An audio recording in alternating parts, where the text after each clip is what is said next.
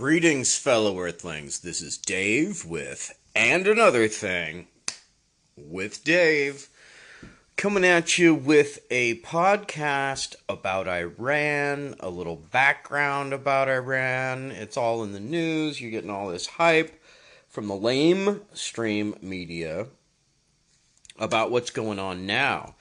But this has a long history. We have been fucking with Iran since 1953. So all the current back and forth means nothing without the context of history. So what I want to help people appreciate is a little bit of the history here. So I've got some clips that I want to share with you. So back in 1953, Iran had a thriving democracy. You know, they had a fair election, democratically elected, fairly socialist leader, meaning democratic socialist. He decided he did not like the arrangements that had been made with basically, England controlling their oil, and he wanted to nationalize their oil so that Iran could benefit from their massive oil reserves. Well, guess what? The West did not like that. The Anglo-Iranian Oil Company, later to become BP. So here's a clip from a video I got from thepresident.com on YouTube, and it's 1953. U.S. overthrows Iran's democracy and installs pro-U.S. dictator. This was the year that the U.S. overthrew Iran's democracy and installed the Shah, a pro-U.S. dictator. In 1951, Dr. Mohammad Mossadegh was the first elected official who was appointed as Prime Minister of Iran by popular demand. He saw that the wealth needed to build Iran was leaving the country because over the past 50 years, its vast oil reserves were under British control at the hands of the Anglo-Iranian Oil Company, later to become BP, or British Petroleum. So Mossadegh became hugely popular for nationalizing the oil industry and taking back the oil. Hugely popular at home, but quite unpopular with the British government. Britain took Iran to the World Court over the matter and lost. They tried to hit Iran's economy by blockading the Gulf and halting trade. They tried to convince the U.S. to assist with regime change, but then President Truman was not interested. However, when U.S. President Eisenhower took office in 1953, Britain was able to persuade him under the Cold War pretext that Mossadegh relied on Iran's Communist Party for power. The newly formed CIA was sent to engineer a coup, codenamed Operation Ajax. Iran's monarch, the Shah, returned to power. Now, I just want to interject here. Can you imagine? So we paint Iran out to be this evil, blah, blah, blah, blah, blah. Just like we do all the countries before we decimate them. And I just might add that none of those countries are doing better after we decimated them. None. Name a single country that's doing better. But that's not the point, so... Unbelievable. But can you imagine if you reverse the script, flip the script on this, right? Like, say Iran wants our oil from the U.S. They want to profit, Iranian oil companies want to profit off of the U.S. oil. That's basically the reverse, right? And then the Iranian government pressures and is willing to go to war and overthrow the government to get their oil companies in? I mean, that's basically what happened. The U.S. companies, U.S. oil companies. Now, this is how powerful the oil companies are. They can manipulate world governments to go to war so that they can gain more of this resource so that they can continue to profit. Meanwhile, in a war, who profits off of both sides? Well, a bank and an oil company. Because, how much oil does it cost does it take to go to war? Unbelievable. As a matter of fact, side note, without Mobil Oil and Prescott Bush of Mobil Oil, George Bush Sr.'s father, the Nazi war machine would have come to a screeching halt. But Mobil Oil was providing the Nazis with oil. So I just wanted to interject that, as you listen to this, imagine if it was reversed, that, that Iran was doing that to us. How would we react? How would we feel? So just hold on to that. He had previously been weakened by the new parliament, a short democratic experiment designed to limit his powers. After 1953, he returned fully backed by his power, and the oil was soon flowing under control of Britain, America, the Netherlands, and France. The Shah became increasingly arrogant, opulent, and autocratic over his 25-year rule. He instilled fear in the population with a secret police known as Savak, created by the American CIA and Israeli Mossad, that tortured and imprisoned those who dared to dissent. So, did you catch that? The CIA and the Mossad of Israel trained these secret police in Iran and taught them horrible tactics, terrorist tactics, basically. So the CIA and the Mossad trained Iran in how to be horrible. Are you catching this? So everything,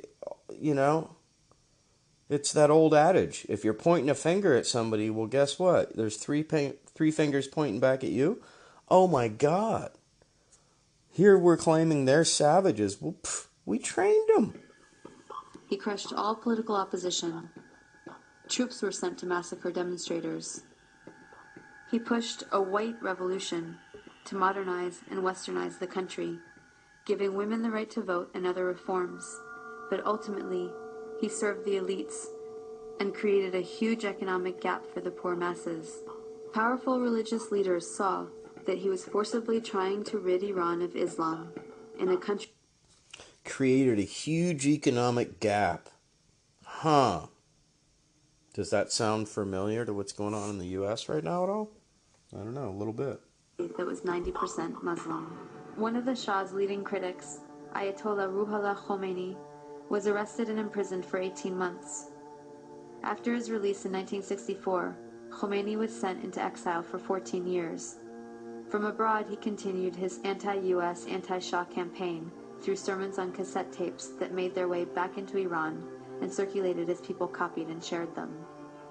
By the end of the 1970s, things had gotten so bad that major protests and the violence that followed were becoming a regular occurrence.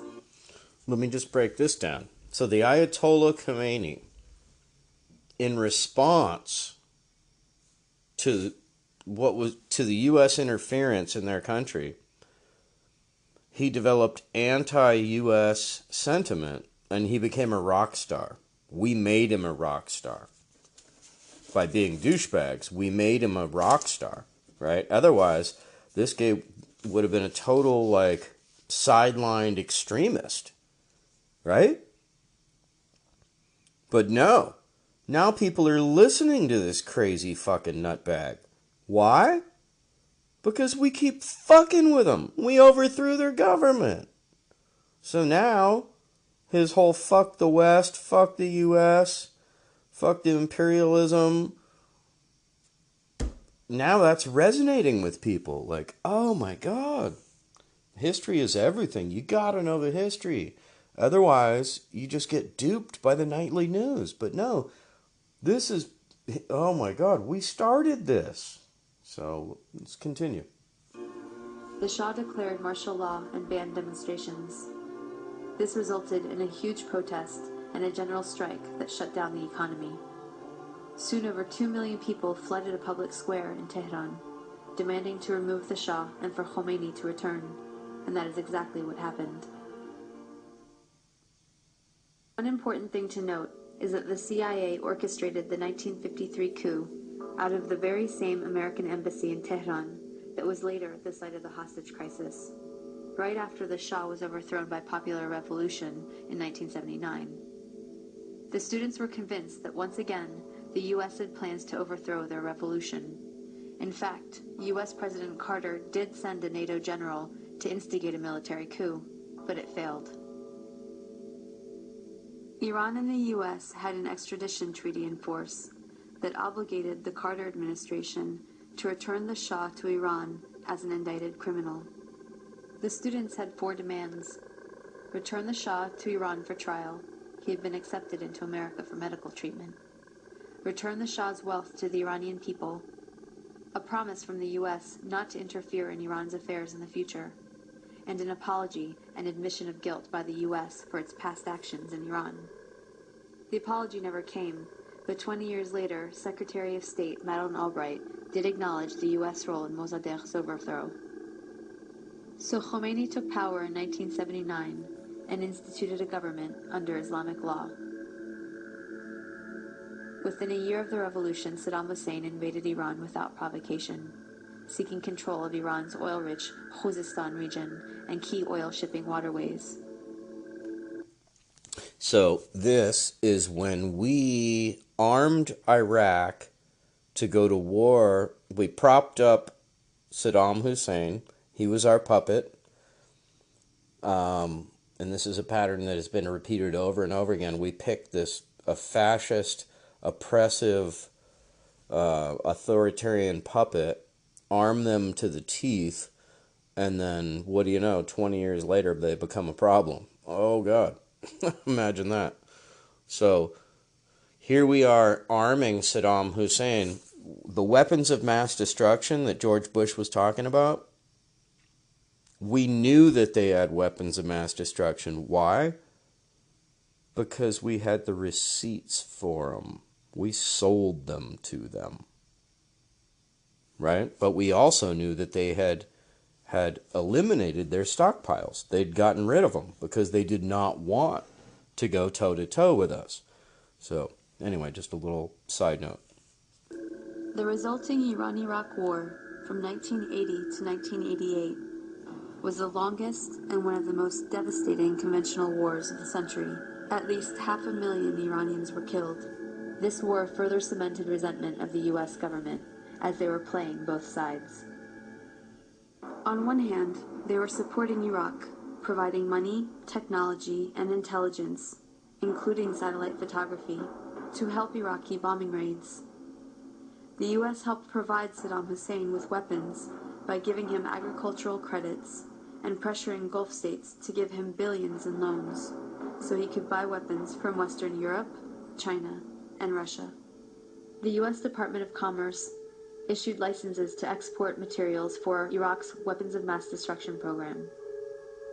The U.S. continued its support even after learning that Iraq was using chemical weapons against Iran, not to mention against its own citizens, to stop an uprising of Kurdish separatists. But the imperialist tradition also called for maintaining regional balance of power. So the U.S. also armed Iran, not letting any one regional power get secure enough to dominate or to ally with its neighbors to challenge U.S. hegemony. In this case, it came in the form of the Iran-Contra scandal. Okay, now I gotta cut in here. This is the classic elite imperialist divide and conquer mentality brought into play. What do? You arm both sides because you want to go to war with both of them. So what better than to have them go to war with each other and you supply them with weapons? Help them kill each other. Then whichever one you're going to fight later has already been, diminished. Oh my God. Now we get into the Iran-Contra scandal. And I'm going to do a whole nother podcast on this because this is out of control. But the synopsis of the Iran-Contra scandal, the the name doesn't break down what it is. Iran-Contra scandal. So what is it? Iran, okay, Congress illegally sold weapons to Iran so that they could fight against Iraq. The CIA illegally sold weapons to Iran. Congress voted against that directly. So the CIA was busted, just full on. How did they get the money to buy the weapons? Oh, that's a whole nother thing. They were also funding this, rebel group opposing a democratically elected government in Nicaragua. So the rebel group was called the Contras. So the CIA was supporting the Contras and Iran. How were they going to do that? Congress voted no, we're not going to support this. These are two illegal wars. We're not involved. No. Zero support from the public. How did the CIA achieve this? Oh, they smuggled coke into the U.S. Yeah.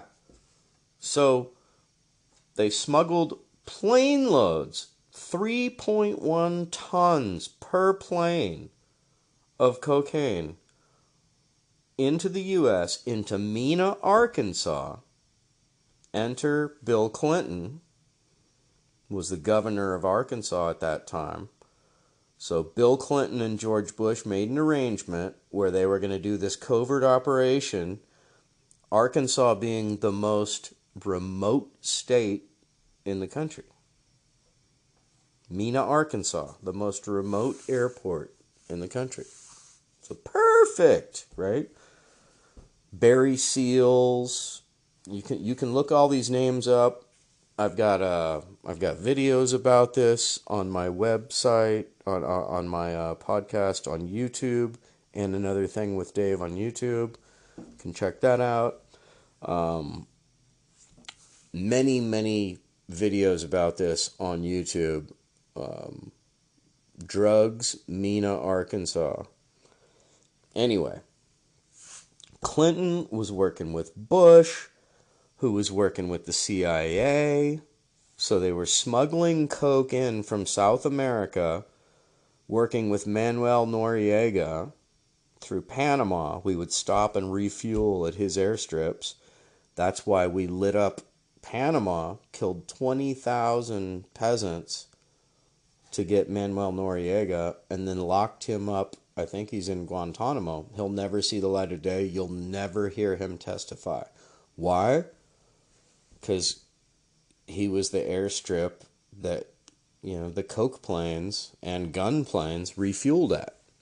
So on the way up from South America, they were full of cocaine, Central and South America, full of cocaine. They would land in Mena, Arkansas, and then enter Freeway Ricky Ross and the creation of crack cocaine. So you can credit George Bush Sr. and Bill Clinton with the crack epidemic, because these neocon bastards who think they have their version of the way the world should be is the way it should be. So they're willing to do anything. Smuggling drugs, shutting down our nationwide defense system to fly plane loads of cocaine into the country. So putting us at terrorist risk for their greedy ass plan. So either they're profiting from it personally, or they just have this God complex where they think they know the way the world should be. Either way, fuck these people. So that's who we're dealing with here. So that's the Iran-Contra scandal. And they got outed. They were busted. Oliver North, a general, testified. Didn't do any time. I was just following orders. They raided a warehouse in south central Los Angeles that had 22 tons of cocaine in it, and it was being guarded by military MPs. So our tax dollars at work guarding a warehouse full of 22 tons of coke in the middle of the peak of the crack epidemic. That's your government. Anyway, that's Iran-Contra scandal. U.S. President Reagan needed money to fund an unjustified war against Nicaragua, but was forbidden to do so by Congress. So U.S. arms were illegally sold to Iran through Israel and South Africa, and the proceeds went to the Nicaraguan Contras. This allowed Reagan to get around Congress to support a campaign of kidnap, rape, torture, and murder, for which the U.S. was convicted by the World Court for unlawful use of force. In other words, state-sponsored international terrorism. The ruling was ignored. Khomeini died in 1989, shortly after the war ended. He promised democracy, but essentially had become the next dictator. Although he improved literacy and much-needed health care for the masses, he also imposed censorship, violently crushed political dissent, and attacked women's rights.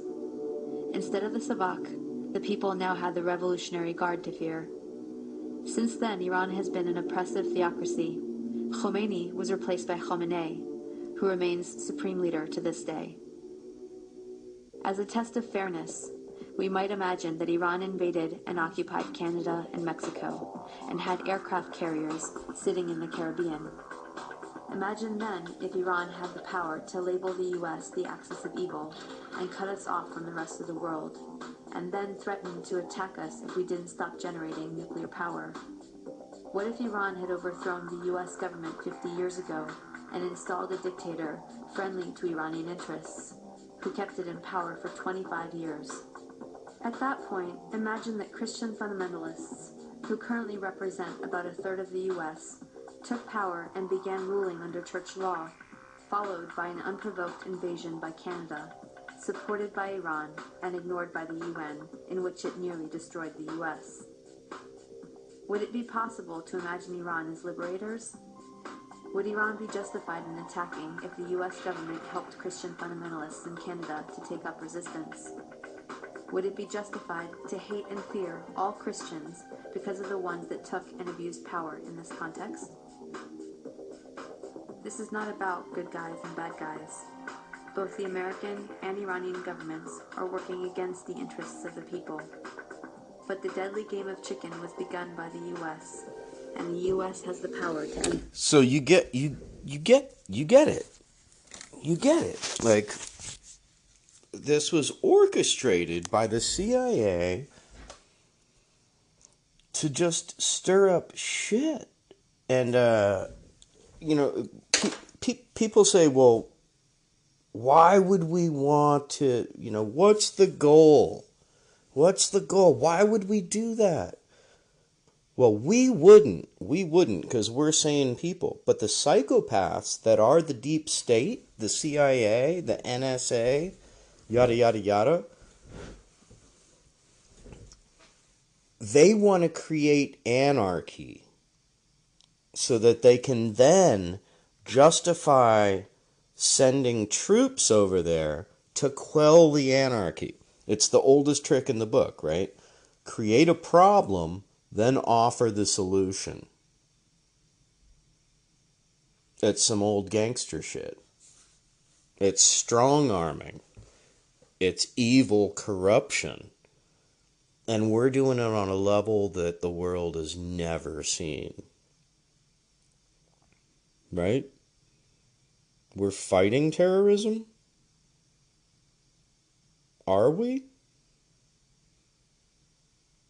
Are we handing out like school books and Bibles? No. The number two product of the United States is weapons sales.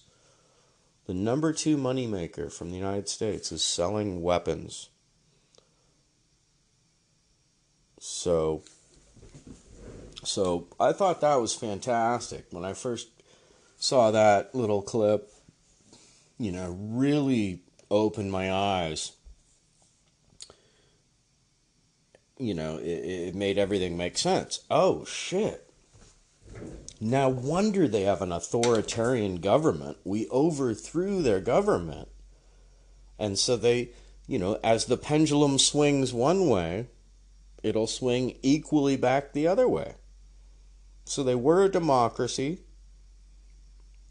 We overthrew them. Then some guy who speaks evil of capitalism, Westerners, and yada, yada, yada, extreme militant religious fuck, crazy bastard by anybody's, any sane person's assessment, takes power, but in direct response to them just having gone through this horrible atrocity. Then what happens? Then we support Iraq and give Iraq chemical weapons to use against them. And I read an article that 1 million people suffered from the in Iran. 1 million people suffered from the consequences of chemical weapons being used. Here's a clip from Jimmy Dore. Got this guy, Michael Morrell. He's a former acting director of the CIA. So, total piece of shit. Professional lying piece of shit. But here he is.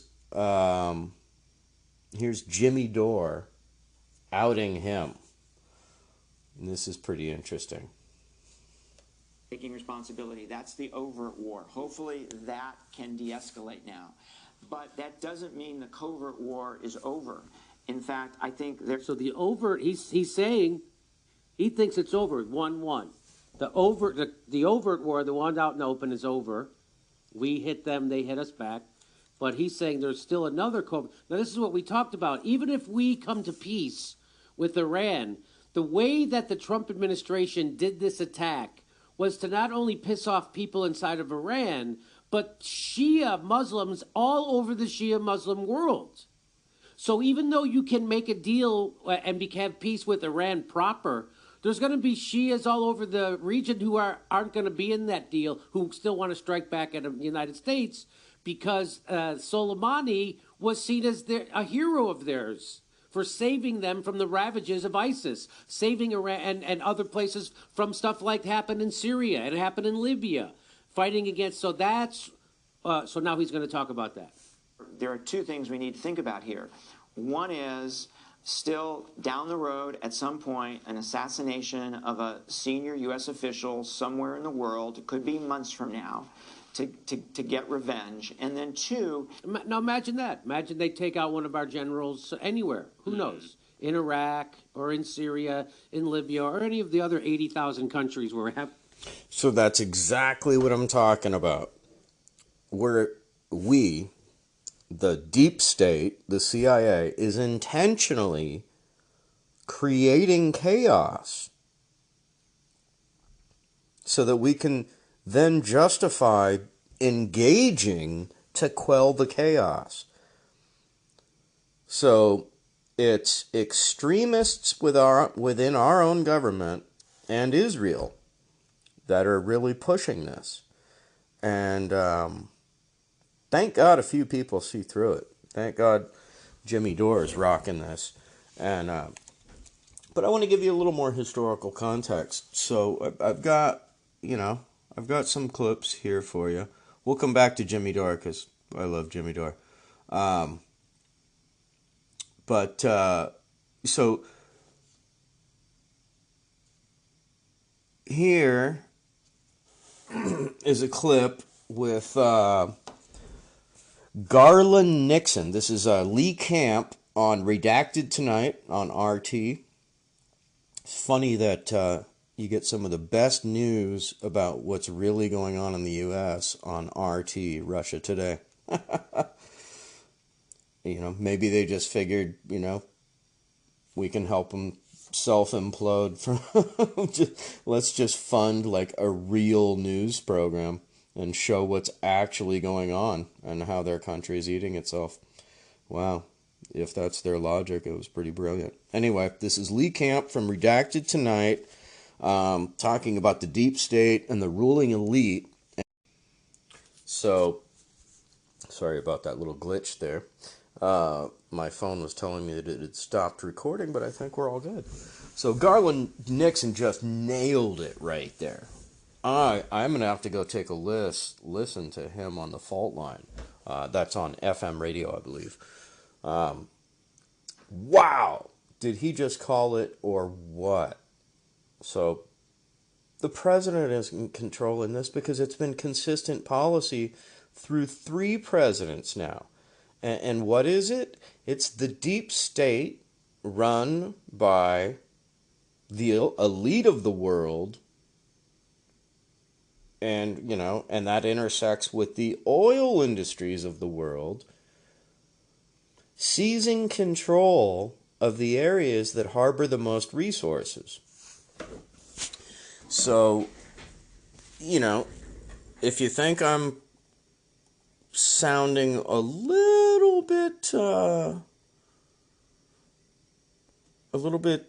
paranoid there, let's listen to Eisenhower here talking about, this is from the National Archives, talking about the threat of the military-industrial complex.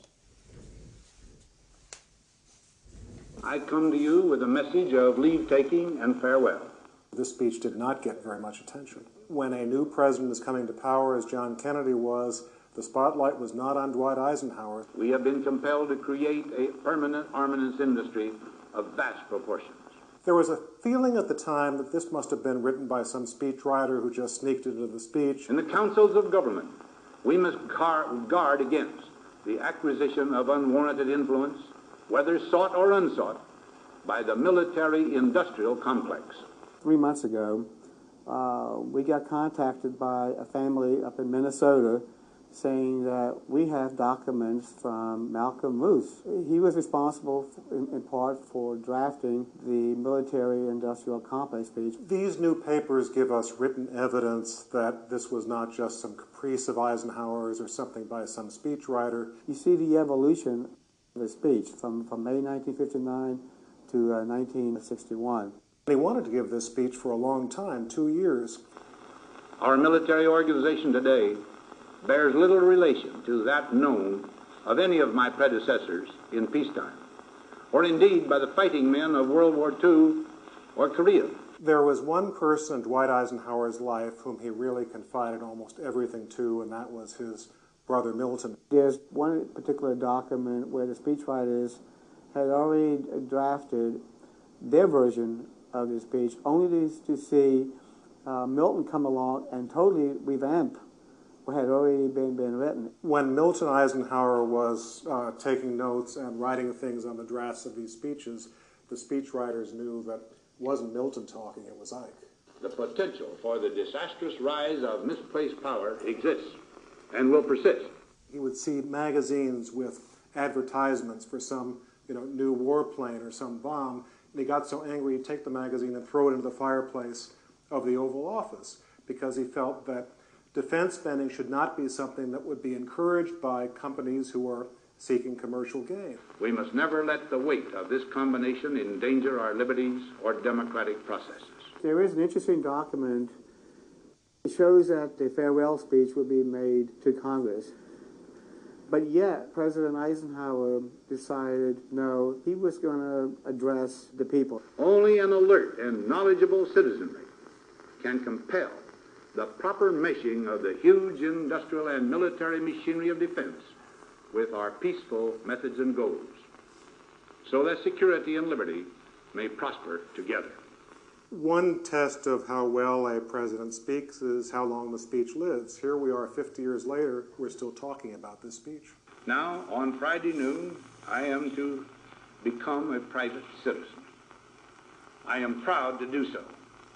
I look forward to it. Thank you, and good night. So, wow, there's a president, as he's going out of office, giving the bird to the military-industrial complex and warning all of us about it.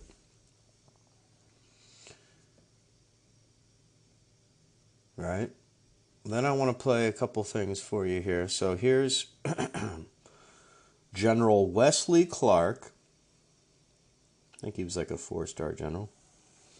Anyway, he's speaking about a U.S. plan, the deep state, CIA, plan to invade and destroy 7 countries in 5 years. Now, what's crazy about this is that we have fucked up all those countries except for Iran. So, check this out. This is General Wesley Clark with Amy Goodman on Democracy Now! I interviewed General Clark on Tuesday at the 92nd Street Y in New York. Now let's talk about Iran. You have a whole website devoted to stopping war. www.stopiranwar.com.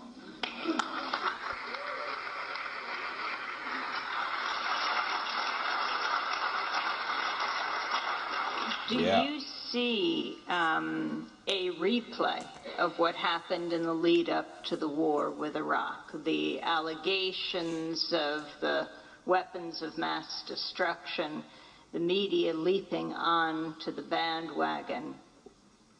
Well, in a way, but history doesn't repeat itself exactly twice. What I did warn about when I testified in front of Congress in 2002, I said, if you want to worry about a state, it shouldn't be Iraq, it should be Iran. But this government, our administration, wanted to worry about Iraq, not Iran. I knew why, because I'd been through the Pentagon right after 9/11. About 10 days after 9/11, I went through the Pentagon and I saw Secretary Rumsfeld and Deputy Secretary Wolfowitz. I went downstairs just to say hello to some of the people on the Joint Staff who used to work for me. And one of the generals called me and he said, "Sir, you got to come in. You got to come in and talk to me a second." I said, "Well, you're too busy." He said, "No." He says, "We've made the decision. We're going to war with Iraq." This was on or about the 20th of September. I said, "We're going to war with Iraq. Why?" He said, "I don't know." Why the fuck are those people laughing? That's crazy. Why are those people laughing? I said, "Well, did they find some information connecting Saddam to Al-Qaeda?" He said, No. He says, "There's nothing new that way. They just made the decision to go to war with..." I gotta stop that. Like, that's disgusting. Why are we going to war with Iraq? I don't know. And people in the audience laugh? Like, what's funny about that? We're gonna go bomb women, children, innocent civilians, grandmothers, grandfathers, schoolyards and churches. And that's... What in the hell is funny about that? We've been brainwashed into being a warring culture. With Iraq, he said, "I guess it's like we don't know what to do about terrorists, but we got a good military and we can take down governments." And he said, "I guess if the only tool you have is a hammer, every problem has to look like a nail."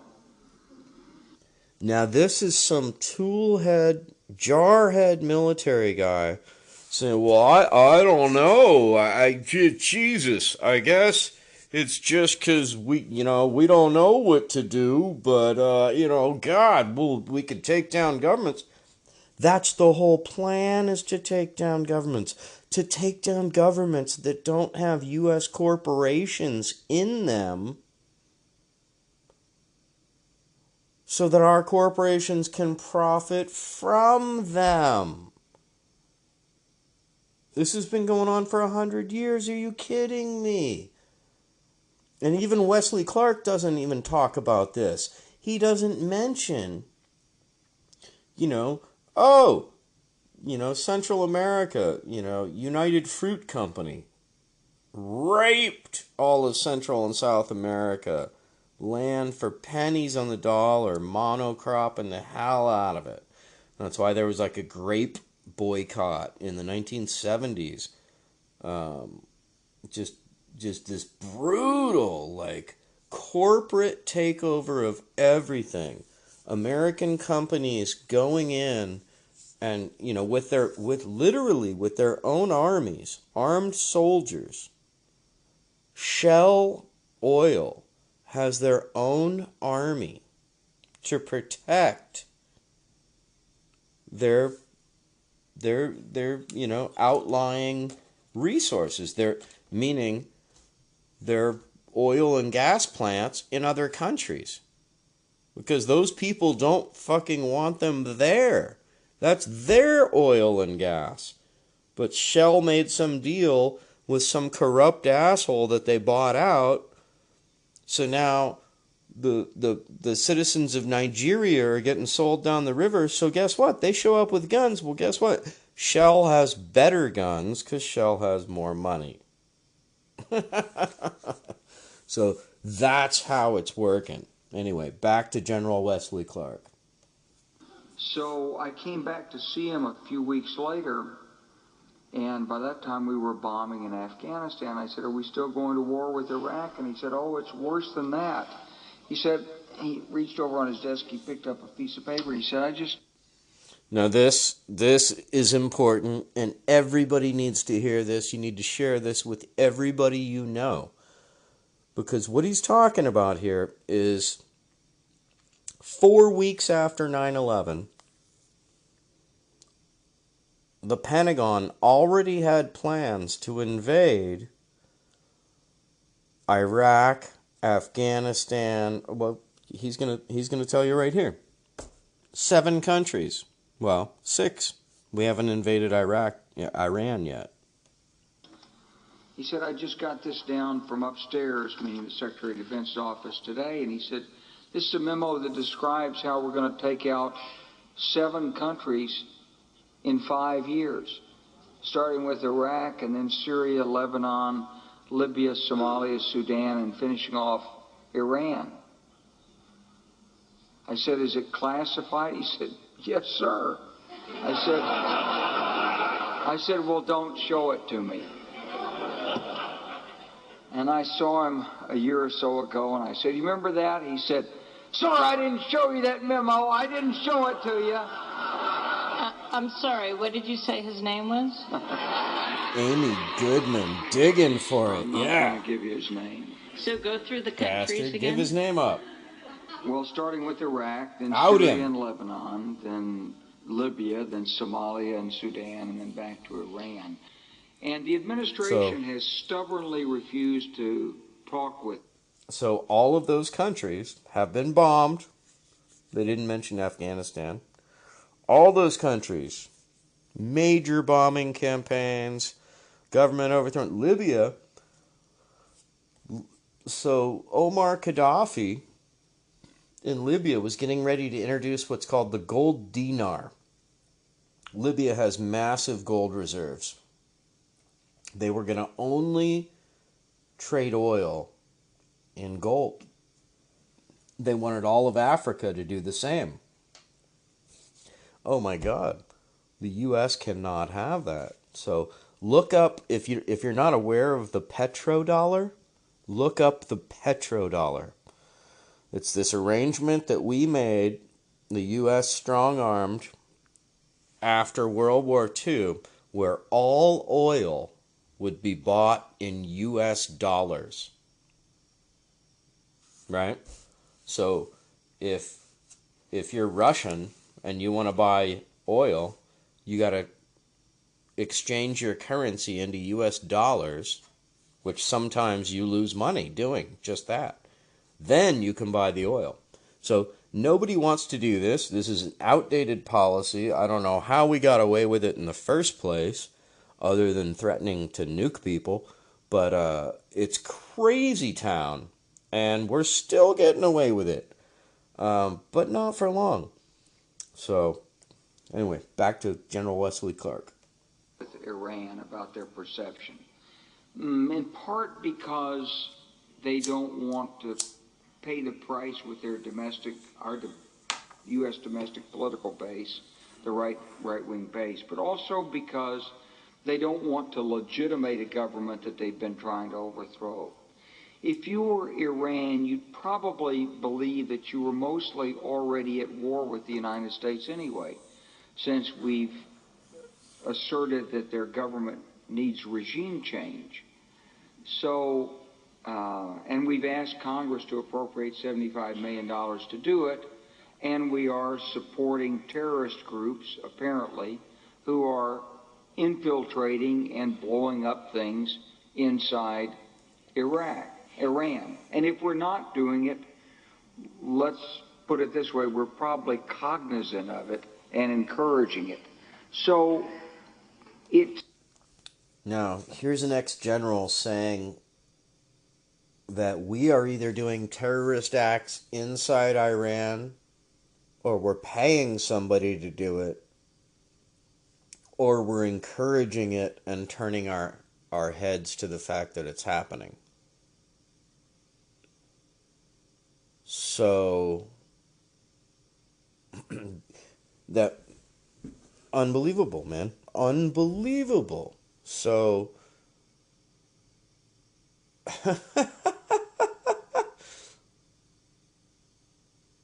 man, I just, beyond words. It's not surprising that we're moving to a point of confrontation crisis with Iran. My point on this is not that the Iranians are good guys, they're not, but that you shouldn't use force except as a last resort. There is a military option, but it's a bad one. I wanted to get your response to Seymour Hersh's piece in the New Yorker to two key points this week, reporting the Pentagon's established a special planning group within the Office of the Joint Chiefs of Staff to plan a bombing attack on Iran, that this is coming as the Bush administration and Saudi Arabia are pumping money for covert operations into many areas of the Middle East, including Lebanon, Syria, and Iran, in an effort to strengthen Saudi-supported Sunni Islam groups and weaken Iranian-backed Shias. Some of the covert money has been given to jihadist groups in Lebanon with ties to al-Qaeda. Fighting the Shias by funding with Prince Bandar and then with U.S. money not approved by Congress, funding the Sunnis connected to al-Qaeda.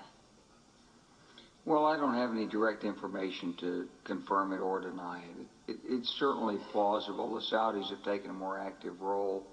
You know, the Saudis... you were just in Saudi Arabia. You just came back from Saudi Arabia. Yeah, well, the Saudis have basically recognized that they have an enormous stake in the outcome in Iraq, and they don't particularly trust the judgment of the United States in this area. We haven't exactly proved our competence in Iraq. Do you think that President Bush should be impeached? All right, so phenomenal. Amy asked some great questions, and General Wesley Clark, he doesn't go out on any limbs, but, you know, breaks down what he knows. So, unbelievable. So then, do we trust? Do we trust the deep state? Do we trust them?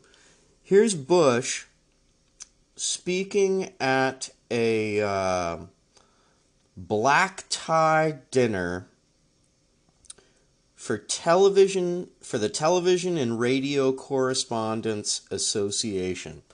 Now, he entered to a standing ovation. This is after the WMD thing had been blown out of the water, so he's a known war criminal. And this is him in front of the Television and Radio Correspondents Association. Unbelievable.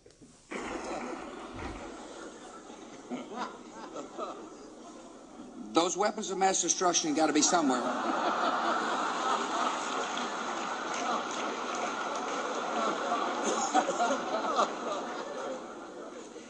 As you can tell from the look on Andy Card's face, we've become a little concerned about the vice president lately. Whenever you ask him a question, he replies, "Let's see what my little friend says."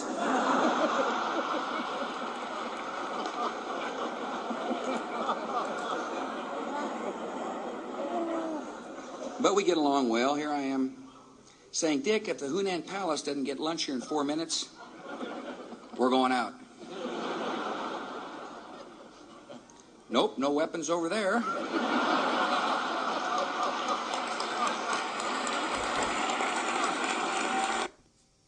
Unbelievable. Unbelievable. Unbelievable. And then I got one other clip for you here.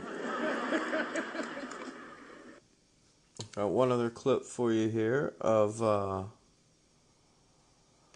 Pompeo talking about being the ex-director of the CIA and how he's a masterful liar. So why the fuck would we believe the word this guy has to say now? I was the CIA director. We lied, we cheated, we stole. It was like we had entire training courses. It reminds you of the. Let's hear that again. I was the CIA director. We lied, we cheated, we stole. It was like we had entire training courses. It reminds you of the glory of the American experiment. I was the CIA director. We lied, we cheated, Wow. So there he is speaking to, I think that was Texas A&M, about how I was the ex-director of the CIA. We lied, we cheat, we steal. We taught entire training courses on it. So, but now we're supposed to believe this guy for some reason? For what reason? Unbelievable. You know, and so now you got Pompeo, all these asshats, John Bolton, Elliot Abrams, talking about why we need to do this. Unbelievable. You know, Elliot Abrams is a war criminal. John Bolton's a war criminal from their participation in, you know, covert operations in Central America during the Reagan era, Bush era. And those guys are the deep state. You know, these people are not elected, but they're setting policy. And not only are they setting policy, they're, you know, this is the New World Order. So, I mean, let's hear this again. This is unbelievable. Here he is saying it himself. It was like we had entire training courses. What? I was the CIA director. We lied, we cheated, we stole. It was like we had entire training courses. Sure you did. You did. You're a master of deception, an assassination. Unbelievable. So,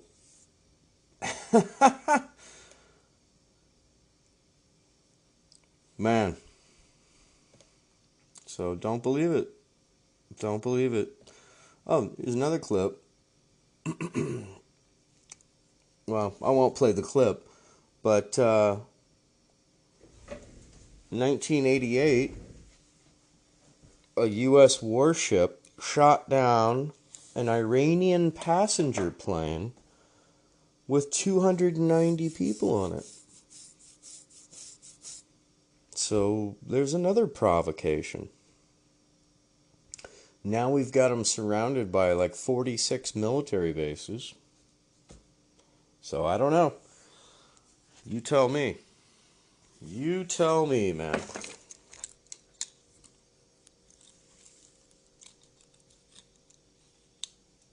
This has been Dave with And Another Thing with Dave. Peace out.